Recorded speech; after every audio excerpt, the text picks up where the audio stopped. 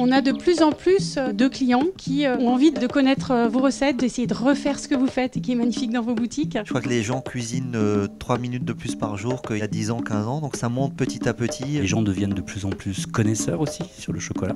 Le chocolat, on peut le travailler toute l'année avec les fruits, avec le praliné, avec beaucoup de choses. Quand vous puisez dans les livres pour faire des recettes, il faut que tout soit parfait, il ne faut pas qu'on fasse de fausses notes.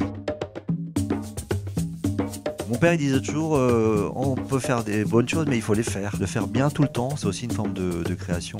Il faut y en avoir pour tous les goûts, donc il faut un peu d'amertume, un peu de croustillant, un peu de sucré, un peu de chocolat. Donc Cacao Barry que vous faites, c'est assez phénoménal parce que les produits c'est la base de tout. Si on a des bons produits, on sort des bons gâteaux. Mais en fait c'est aussi la notion de terroir, c'est-à-dire que vous soyez au Pérou ou que vous soyez au Ghana, vous allez avoir justement des arômes qui sont flagrants et d'un seul coup forcément on va être un peu influencé. L'inspiration elle doit venir à un moment voulu en ayant vu un objet, en ayant fait un voyage, en ayant discuté avec des gens, en ayant lu des bouquins. C'est pour ça que c'est génial en fait de rencontrer d'autres gens. Arrivé à un certain moment, on est capable en mangeant quelque part de voir derrière la préparation et là on se dit ah tiens ça c'était bien et puis on le fait partager.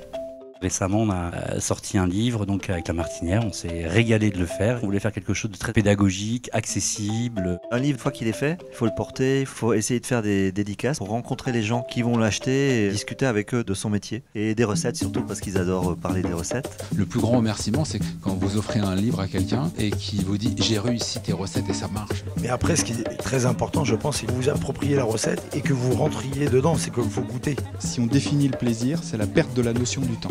Et en fait, quand on est en train de faire un dessert, d'un seul coup, il y a justement cette notion de temps, de plaisir. Et la gastronomie, elle a quelque chose d'extraordinaire, c'est ça.